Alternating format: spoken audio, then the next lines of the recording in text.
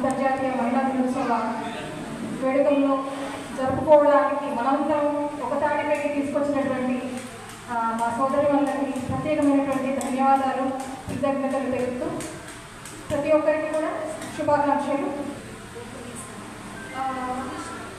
మహిళా దినోత్సవాన్ని ప్రత్యేకంగా మనం ఒకరోజు నిర్వహించుకోవడం అని కాదు, కానీ ప్రతిరోజు మనకు పండుగే.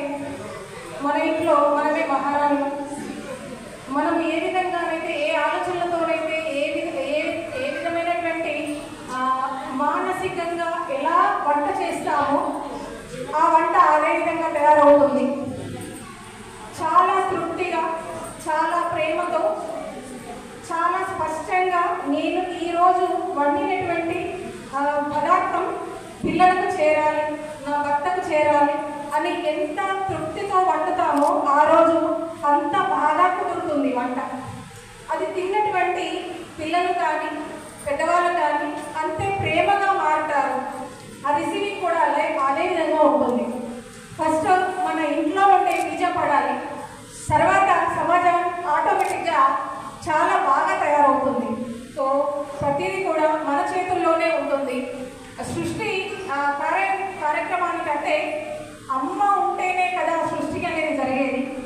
ఏదైనా మన చేతుల్లో, మన నడవడిక, మనం ఏ విధంగా ఉంటే అదేవిధంగా మన కుటుంబం తయారవుతుంది, మన చుట్టూ ఉన్నటువంటి సమాజం తయారవుతుంది. ఫస్ట్ మారాల్సింది మనమే. ఒక వేదికను అలంకరించినటువంటి ఇంతమంది మహిళలు ఉన్నారు కదా, ఒక్కొక్కరు ఒక్కొక్క రకమైనటువంటి ప్రత్యేకతను కలిగి ఉన్నారు. వీరందరికీ కూడా సృష్టి ఎవరో అమ్మలే కదా.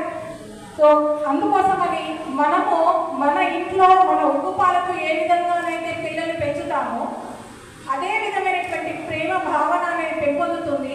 అదేవిధంగా సంస్కృతి సాంప్రదాయాలను మనం పెంపొందింపజేయాలి. మనము ఆ కట్టుబాట్లను మనము పాటించాలి.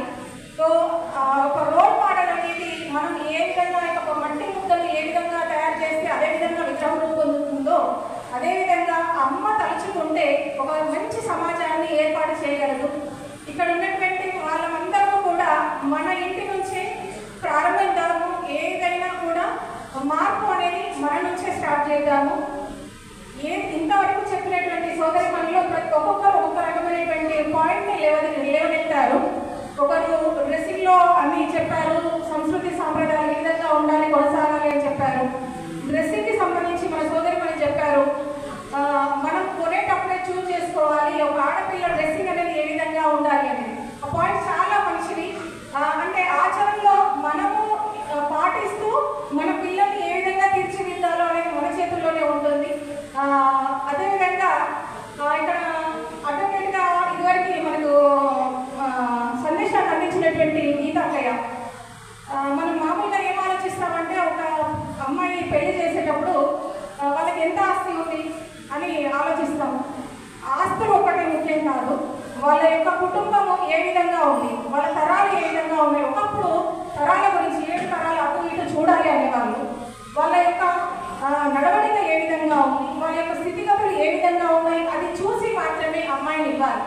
సో అట్లా నేరాలు పెరుగుతున్నాయి అని అంటే సో దానికి మనము ముందు చూపుగా మన యొక్క అమ్మాయిని పెంపకము, అమ్మాయి ఒకటే కాదు ఇక్కడ అబ్బాయి పెంపకంలో కూడా బాధ్యత వహించాలి ఒక మాతృమూర్తిగా.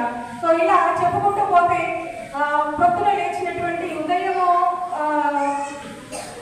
బ్రహ్మముహూర్తంలో లేవాలి. సో మనం లేస్తేనే కదా మనం పిల్లలు పాటించాలి. సో అట్లా ప్రతి ఒక్కటి కూడా అమ్మ తలుచుకుంటే ఏదైనా సాధించగలుగుతుంది. సో ఈ విధంగా ఈ యొక్క అవకాశాన్ని నాకు 4 మాటలు మాట్లాడే అవకాశాన్ని కల్పించిన